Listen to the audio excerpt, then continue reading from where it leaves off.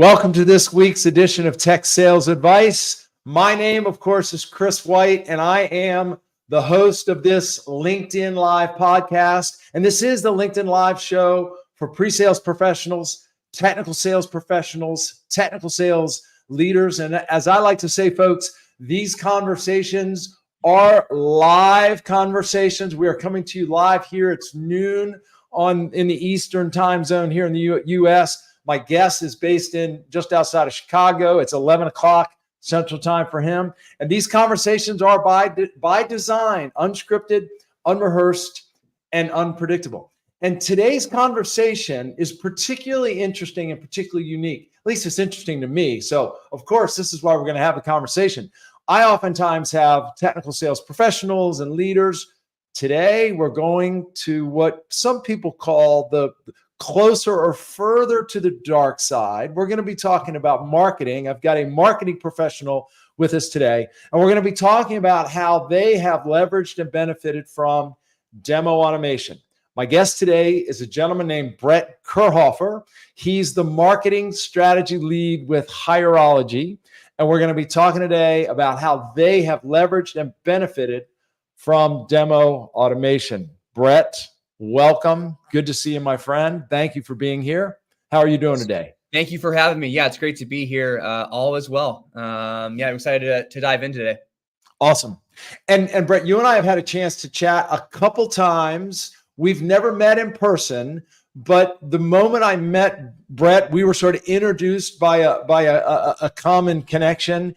And I felt an instant connection with Brett, and I was excited to have him. He's got a great personality. I can't wait to have him tell a little bit more of his story. So Brett, to that end, I introduced you as the market strategy lead. Just the title alone, I find pretty interesting.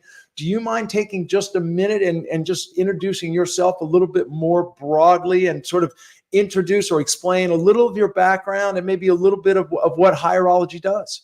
Yeah, absolutely. So Hierology is a recruitment and hiring platform that helps organizations build their best team. So what's sort of unique about us is that we take a pretty verticalized approach to the customers that we service. There's a couple key industries that we've honed in on: retail, automotive, post-acute healthcare, hospitality, to help them really streamline their hiring process by reducing time to hire, improving the amount of quality applicants coming to their open positions, and really giving them the intelligence they need to make better and smarter hiring decisions. So I've been fortunate enough to be here for coming up on 8 years now. Wow. It feels like forever, especially in tech, but it's been an awesome journey. But by the way, introduced as a pure marketing professional might. Now, do you mind talking a little bit about your journey? Yeah. Your title as market strategy lead, I find interesting because it's the word marketing is not in your title. It's market strategy. Do you mind sort of elaborating on that a little bit, and how did you wind up in this role? Yeah, it's been a fun journey. So I came to Hierology initially as a sales rep.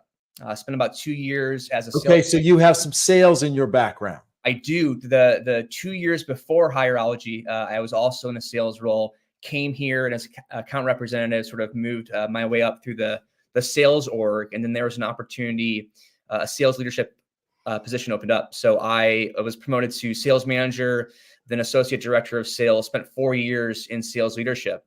And at that point, Hierology, like I mentioned, we're pretty vertically focused. We were pursuing a new vertical. And there was an opportunity for someone to lead the market strategy to go attack that market, right? This person was going to be responsible for selling and testing, what's working well with that market, right? Product market fit, willingness to pay, competitive intelligence, what's working well with marketing, you might say. So I saw it as a great opportunity to do really what I love, which is the strategy side of revenue impact. And so I moved over to the growth side of the business, was focusing specifically on strategic ways to impact our growth in certain markets, which is where you get market strategy lead. Yeah. So the thing that was particularly interesting to me when you and I chatted was this notion that you've leveraged demo automation to help you do just that, which is really break into and grow this new market. And now I understand the reason for the job title is it's not just marketing, but it's actually market strategy and how do we break into and grow existing or certain market segments.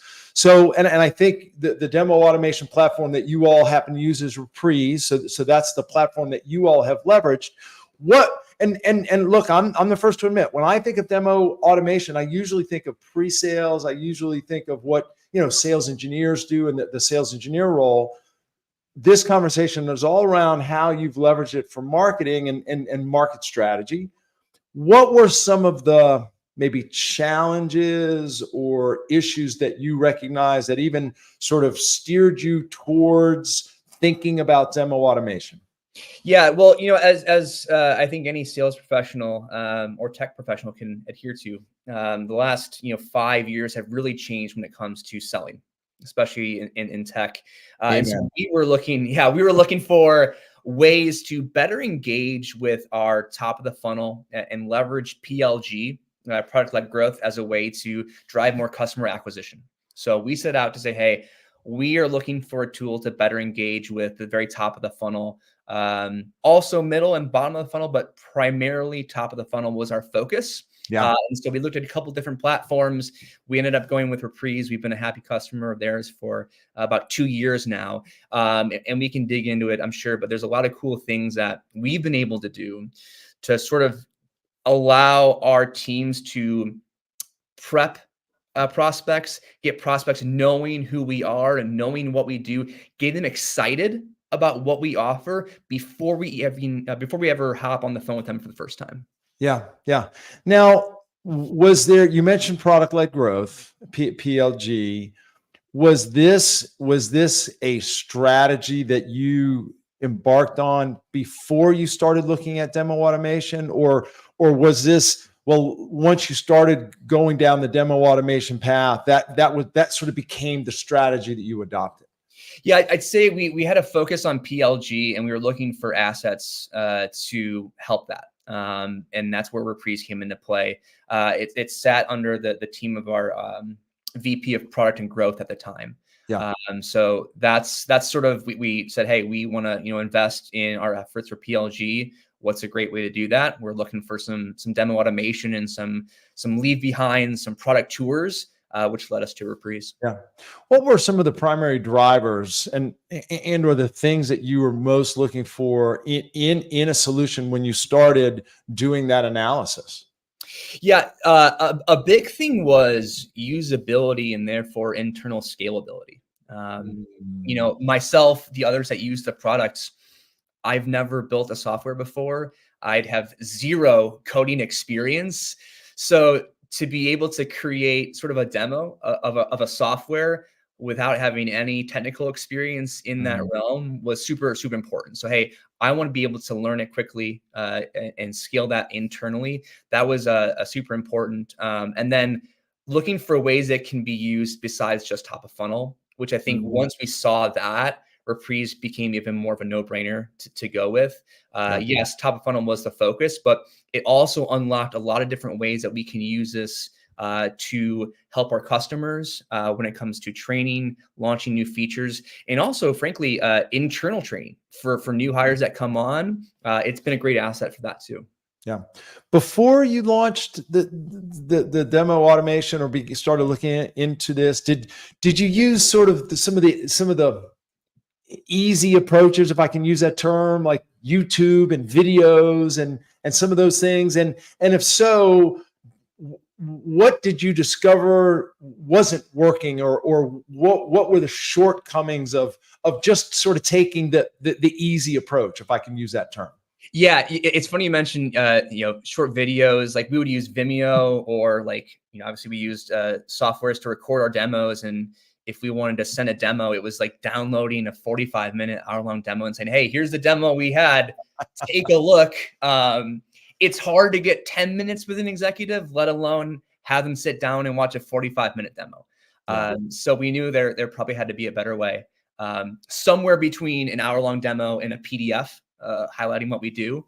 Yeah. So it's been great, frankly, for sales leave behinds as well. There's a Mm. pretty cool story I can tell about, ways that we've leveraged it to get in touch, get in front of executives, get them to be more engaged.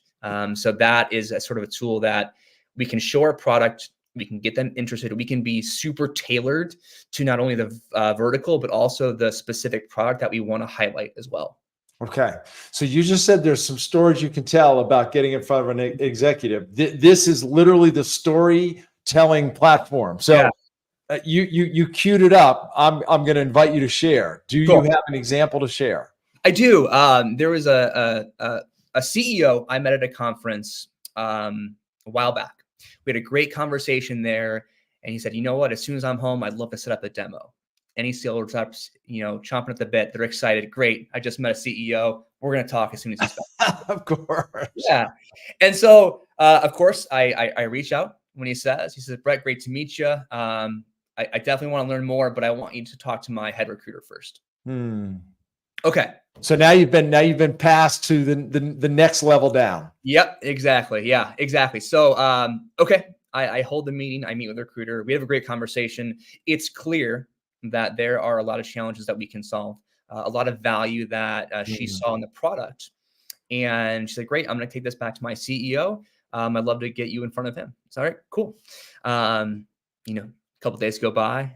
Now a couple of weeks go by, and in that time, like, I'm following up, right? I'm doing a lot of the typical sales outreach, calls, emails, texts, LinkedIn messages, sending the video, sending the PDF of what we do, and nothing was able to get me back to that CEO and get that meeting. And about that time, we were launching Reprise. You know what? Let me do a quick product tour of some of the specific products that they were most interested in. And I created, I think, 3 tours. And I said, "Hey, I know you don't have a lot of time, but I know we had a great conversation at this conference. Your recruiter saw a lot of value. I want to show you exactly what our product can do and how we can solve your challenges. Below are 3 specific product tours, tailored to be specific to what you're looking for. And it's like 6 to 8 slides. It probably takes them 30 seconds to a minute to view each one. And it's cool because Reprise has tracking, right? Like any email tracking, you can see when people open your emails. You can track when people open your content. And I opened my email one day and I saw this person opened the first product tour. 2 minutes later, opened the second product tour. 3 minutes later, opened the third product tour. 5 minutes later, he booked a meeting directly on my calendar. Wow. So that was cool to see. Hey, I struggled to get back up to the ultimate decision maker that I had met, right? Time is of the essence for him. It's hard to get on his calendar, but I was super tailored about what I wanted to send, the message that I was, taking to him. He saw it on his own time. It wasn't overbearing. He wasn't watching an hour-long demo. He said, "All right, this is enough. I want to talk to him," and he booked on my calendar. So that was pretty cool to see that live, sort of shortly after we launched this product. It's a great story, and there's so many ways I want to go hearing that story. First of all, I'll just make this comment as a sales professional. So oftentimes we're given collateral, guidance, material by the marketing team. And oftentimes it doesn't feel particularly well field tested. And oftentimes it feels like this just feels or sounds like marketing speak. To see a marketing person actually do what they're suggesting that the salespeople do it builds so much credibility. So I just love the fact that here you are in a marketing role, and yet you're carrying out some sales type of some real sales activities, proving that it works. So I just felt compelled to share that observation. Now, you used the word product tour, and it's interesting to me because one of the things that I advise the SEs that I do workshops for, I say, we should avoid, quote, doing product tours or the harbor tour as a demo. But then you said it's the videos that you created or the assets that you created were specific examples of how they could benefit from the solution specifically in their context. So you use the product tour, but my guess is it's not necessarily a tour as much as it's a use case, sort of a story and a use case. Am I interpreting that correctly? And if so, can you share some of the lessons you learned about how to create effective demo assets, if I can use that term? Yeah, that's a great point. I think the point was to show them enough, drive value in a short amount of time to get them back talking to us. Yeah. If I have an audience in front of me, I'm not going to use a product tour as a way to just say, "Hey, here's the product," and leave it at that. Right? I Right. want to get into the weeds. I want to be very detailed if I have that time. Right. But the product tour was a great way to say, "Hey, here's a highlight of the feature. Here's exactly what it looks like. You can scroll up and down. You can see certain features." And it also had a guided aspect to it. So it wasn't just me saying, "Hey, here's a product. Go click around for yourself." It guided them through certain aspects of the product. And I was able to embed messaging in there, customizable. Here's what this does. Here's the value this drives. I could add stats and sort of anecdotes along the way to really hammer home at that message. Yeah. And the image that's coming to mind for me is almost like the movie trailer. Is that sort of a good way to put it? It's like it's just enough to give them a taste, give them some insight into like the highlights, what they could experience, what they might benefit from, and then sort of the idea is you set a hook and you bring them in for more. Yeah, that's a great point. It's a hook to bring them in more. No one's going to look at a movie trailer and say, "All right, I know what happens. I'm good. I'll never see it." Right? They see the trailer and say, "All right, that's intriguing to me. I'll show up to the 2-hour movie," which is where they get sold. And that's exactly what we're doing here. Yeah. Talk a little bit about the journey from the time you decided to forge ahead and start building in demo assets and adding demo automation to what you're doing from a marketing perspective, from a lead gen perspective. Where did you start? Did you start small? Where did you start? How did you start? And what were some of the lessons you learned early on? Yeah, I say we started specifically with product tours as a way to drive very, very top of the funnel. Okay. We put these assets on our website. If we get views coming to our website wanting to learn more, they can click on a product tour and see exactly what we do. The idea is that, again, they're coming to us more informed, they're more excited, and they're more qualified once they hit the calendars of our sales team. Well, I mean that you sort of struck exactly where my head was going, which is to me, it means that when prospects do actually ask to have a conversation with sales, more than likely they've already seen the platform. They have a pretty good understanding of what you do. So sales, it probably is that much further sort of ahead than if it was just completely cold.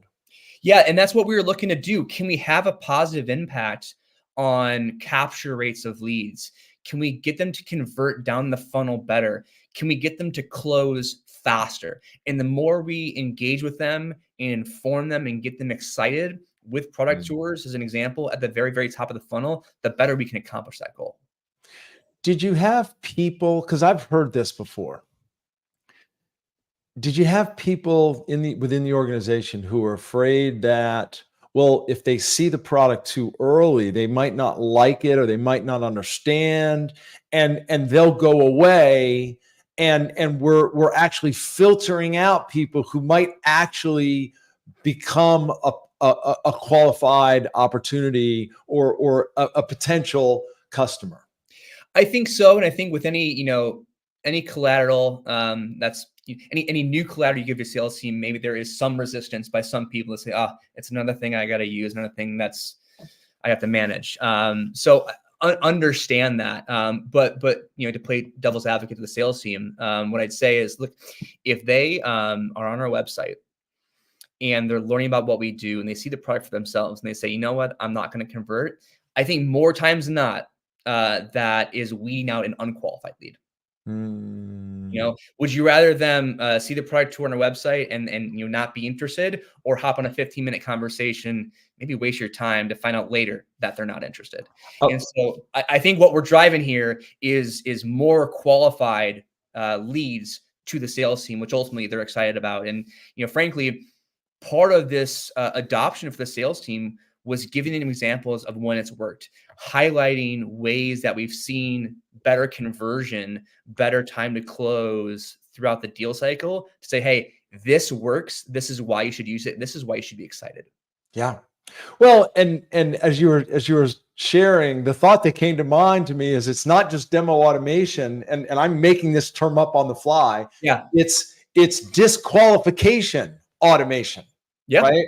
Rather than us wasting our time just to disqualify somebody, let's let the platform disqualify for us, so that we're only talking to people who are more qualified and actually interested in what it is that we have to offer.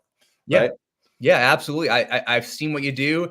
It piqued my interest. I want to know more. I would way rather have 6 of those people as opposed to 10 people who might not know what we do, and I'm gonna unqualify majority of those people. Yeah, awesome. Brett, let me push our pause button here, folks. I'm speaking to Brett Kirhofer. He is the market strategy lead with Hierology. It took me a second to remember exactly what that term was. We are talking about how they have leveraged demo automation, particularly from a marketing perspective, top of funnel, and we're going to talk a little bit more about how they've used it as part of their sales process. I see a few comments coming in, folks. If you do have any questions for Brett, or of course myself, although Brett's really the star of the show today, if you have any questions for Brett, please feel free to ask. If you have any comments for me or for either of us, and if you just want to say hello, please feel free to do so. Question from my good friend, Tony Franchetic, who's been a guest on this show at least 2 or maybe 3 times. Tony, really good to see you, my friend. How many demand gen web pages focus on why? Great question. Brett, do you care to take that? Yeah, I think, right now it's probably about 7 or 8 specific ones focus on the why for our customers. It's the product, yes, but it's also tying that back to what problem does this solve. It's not just what this can do. This is the impact that it can have. And we tie it to our value pillars, right? We want to speed up the hiring process. We want to improve quality of applicants. We want to give you the intelligence you need to make smarter hiring decisions. So each of those are focused on the why, tying back to not only the problem that it's solving, but the value pillar that Hierology is bringing to the table. Here's what I love about what you just said. First of all, I love the term value pillar. That's a term that I'm sure I've heard before, but for some reason, it seems to be striking a particular chord with me today. Yeah. So love that term, value pillar. And it's been quite a few years since I've been in the field. When I was in the field, this was my dream, that what the marketing folks were saying on the website and the campaigns and all of what they did aligned with what the sales, the account executives and the sales professionals were saying in their presentations, aligned with what the sales engineers and pre-sales were demonstrating in the solution, which also aligned with the actual implementation and the customer experience. Right? Like if we can get those 4 things to align, right? Marketing, sales, pre-sales, and product, like to me, that is the ideal scenario. That's what all software should be striving for, and SaaS should be striving for. And this is really what you're talking about. The demo assets that you're creating, these automated demos, the tours, are tying back to the value pillars that you're promoting as really this is who we are, right? Yeah, that's absolutely. Right. Absolutely love that. By the way, Sky, thank you for your comment. I can coin the phrase disqualification automation. Thank you for that, Sky. I don't know if I'm going to be filing a patent, but I do think it's a clever little term. So Brett, you started out focusing on top of the funnel and getting basically giving your let's call it what they are, your website visitors a quicker and better insight into what you did and how you did it, and sort of the at least an introduction to the platform. How did you then take the demo automation capability and start driving that deeper into the funnel? And how is it being used by sales and pre-sales, if at all? Yeah, I think the biggest thing for the maybe middle of the funnel, which is sales focus, is the leave behinds and be able to tell and showcase your product to those that you maybe don't talk to or didn't get a chance to hop on a demo and see the product live. I think anybody can agree that, I mentioned it before, the sales landscape has changed over the last 5 years in tech. There are now far more commonly buying committees.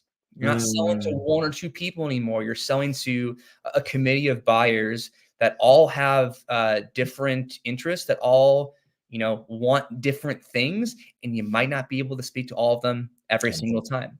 And so that is where our sales reps can be sort of hyper focused on what content they send them, what messaging they want to send to them. Hey, I didn't get a chance to speak to the CFO. I didn't get a chance to speak to IT, but I can still get them highlights tailored specifically to their role, what their persona cares about, and engage with them, even though I didn't get them on the demo. So that's a great way.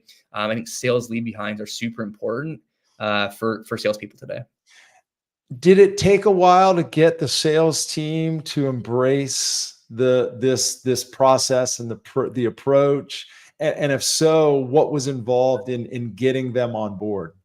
Yeah, I think with anything there was maybe some change management, some adjustment, a period. But the moment we started to give examples, hey, if this worked for you, shout it out to the sales team in our weekly all hands. Let's tell that story. Let's evangelize what we're doing and the impact that it's having.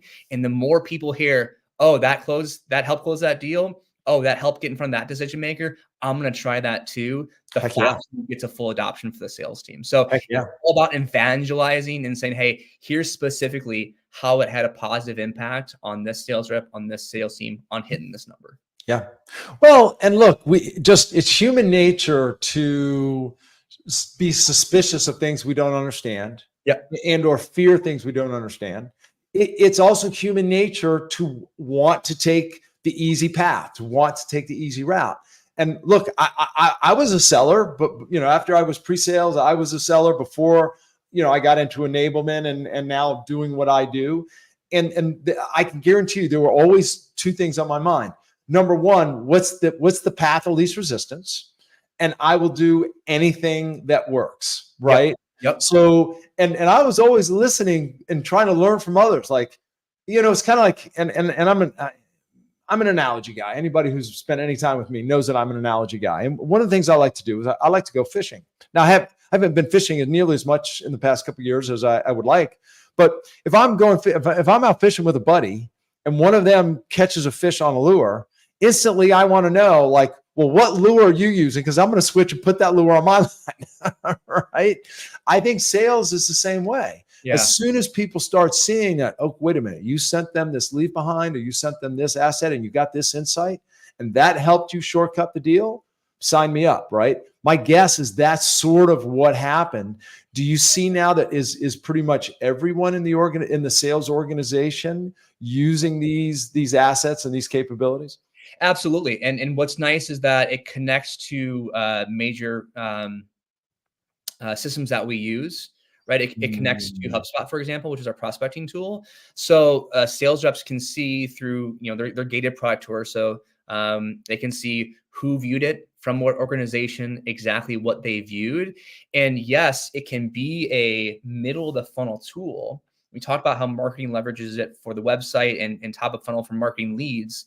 But as a sales rep, I can look at my book of business and see, hey, Chris White, he engaged 3 times with this specific product tour. If I'm going to call him up to set a meeting, I know exactly what to bring up because I know exactly what he cares about and what's going to resonate with him. Yeah. And now's the time to call Yeah, exactly. Yep. them. Yep. Hey, he just viewed it. I know it. I got an alert. Right. Right. Yep. Fabulous. Talk a little bit about, because this is, if I were a sales leader or a pre-sales leader, maybe even a marketing leader listening to you speak right now, one of the concerns that I think I would have is just managing this environment, managing the demo assets, who's going to create the demo assets, who's going to keep them up to date, who's going to be responsible for the repository or whatever it's called. Do you mind sharing a little bit about what you all have learned and learned about the management and what you've done to manage and maintain sort of this active environment? Yeah, absolutely.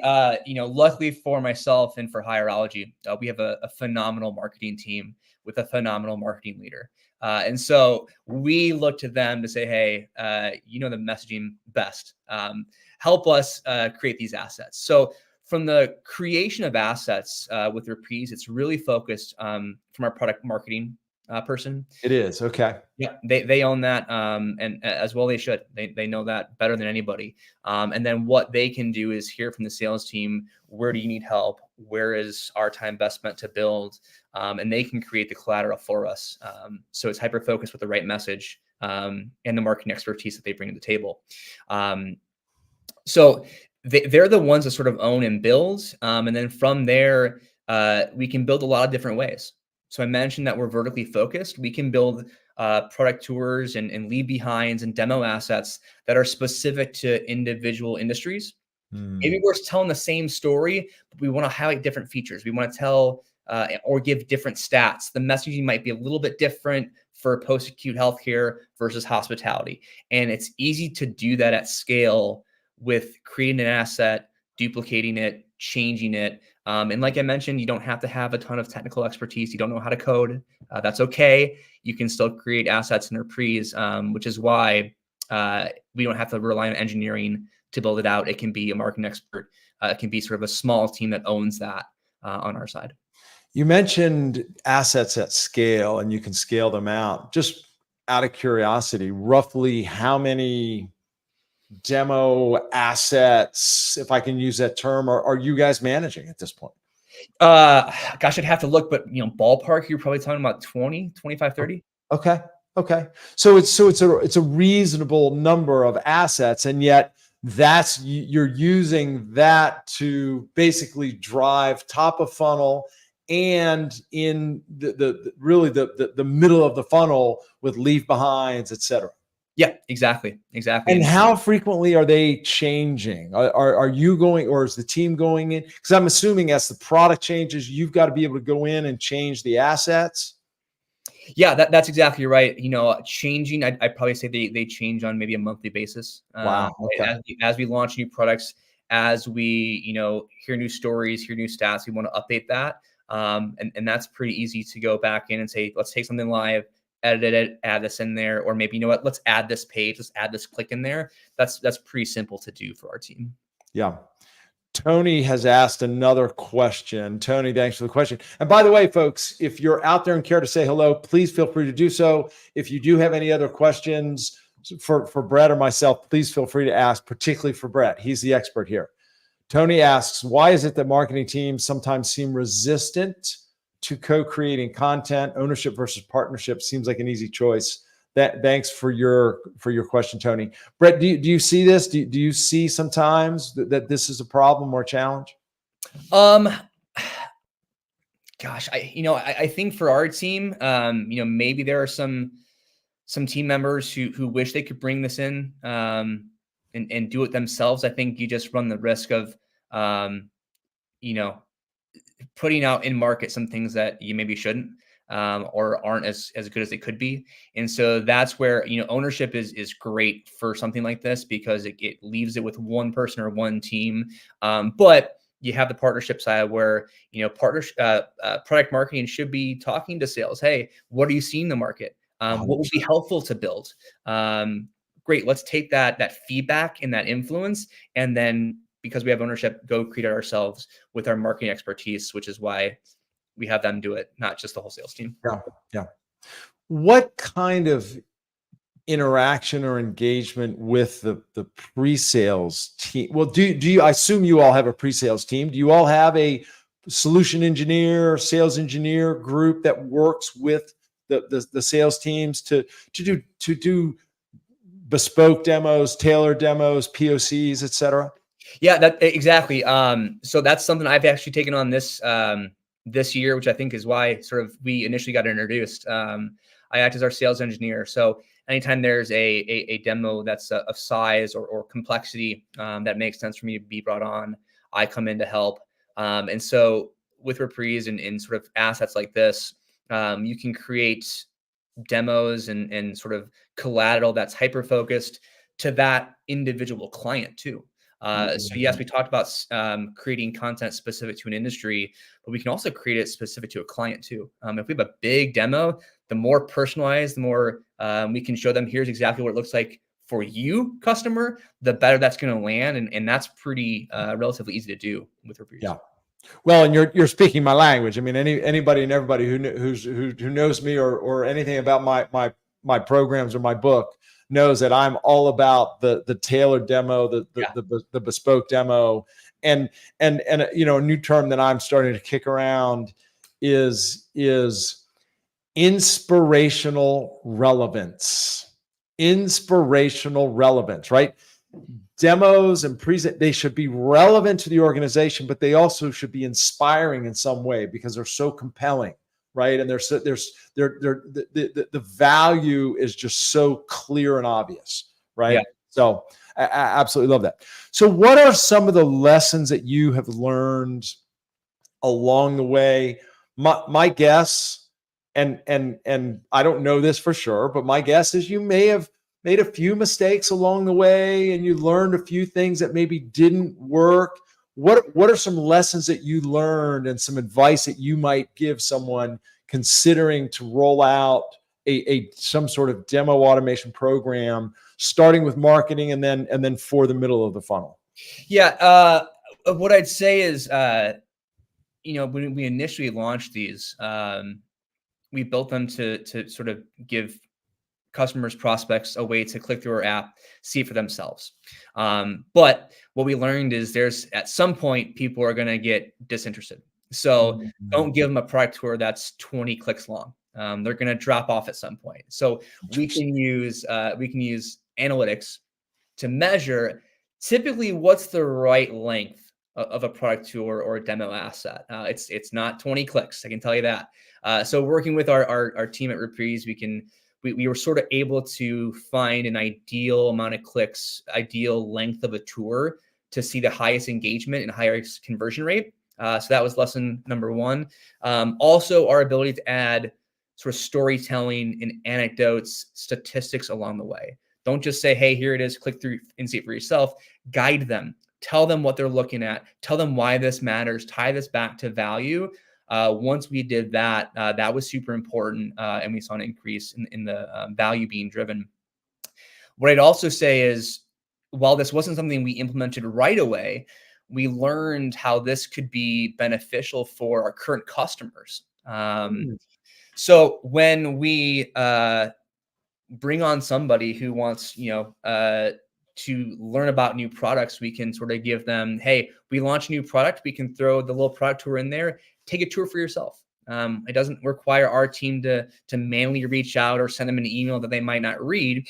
Let's prompt this right in the app, have them take a tour, and then from there we can see hopefully increase adoption of that new product. Also great for training as customers comes on and we want to say, hey, here's how to open a job. You don't have to sit through a webinar. I'll give you a tour. You can follow along. You can literally learn step by step with this tour how to do that function in our app. So you mentioned that you even have prompts in the app. So are you building it into the app, or it's basically just a prompt that then takes them to some sort of demo asset, for lack of a better term, that they can click through? Yeah, we're linking it. So hey, if you want to learn more about this new feature, click right here. But they see that while they're in the app. I love it. It's not like they're reading an email. Hey, I'm in the Hierology app using it. Oh, there's this new feature. what's that about? And so we can engage with them, teach them about new products while they're literally inside of our product. It's fabulous. I love that. Now you sort of left us hanging a little bit because you said 20 clicks was too many. So do you care to share, like, did you sort of identify that sweet spot? Is it 8? Is it 10? Is it 12? Or does it depend on sort of the product or the use case that you're walking them through? Yeah, I think generally it's about 7 or 8 is typically where 7 or 8. The sweet spot. Okay.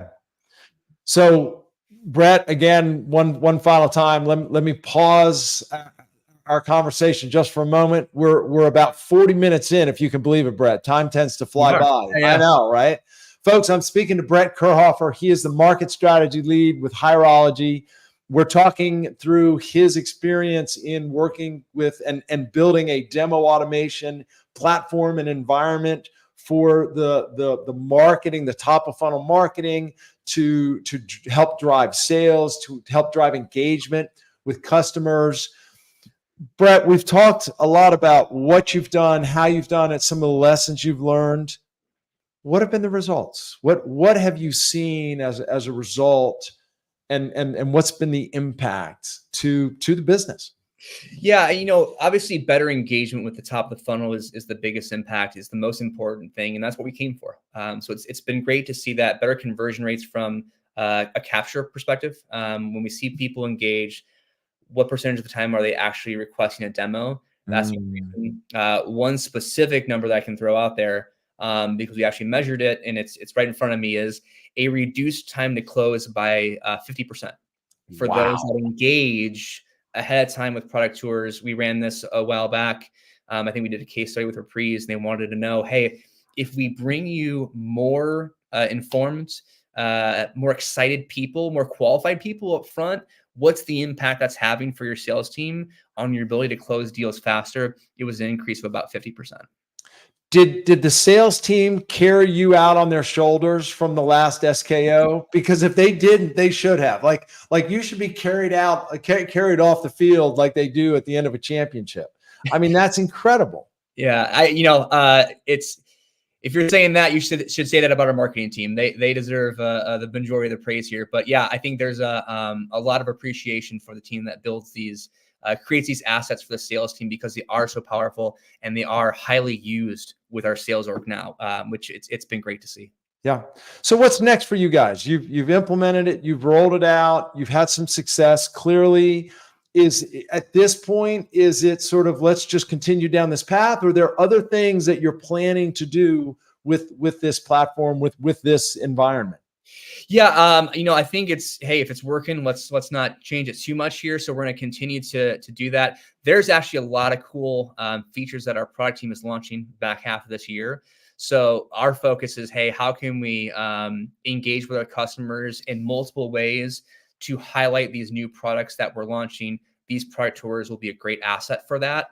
And so I also know that we're updating and launching some new UI stuff that's going to be really cool. So the ability to sort of take the product tours that we already have and change them to match that, that was a focus point for us. But working with the Reprise team, I think we've aligned on a pretty easy way to scalably do that. So that's something that we're going to focus on back half of this year that we're excited about too. And so to repeat what you're saying there, so you've got a number of new capabilities, a number of new features coming out in your product that you're going to be rolling out to your customers, to your client base. And so as a result, you need to go in and arguably update existing demo assets and or create new demo assets. And it sounds like the ability to do that was one of the things that you were looking for in particular.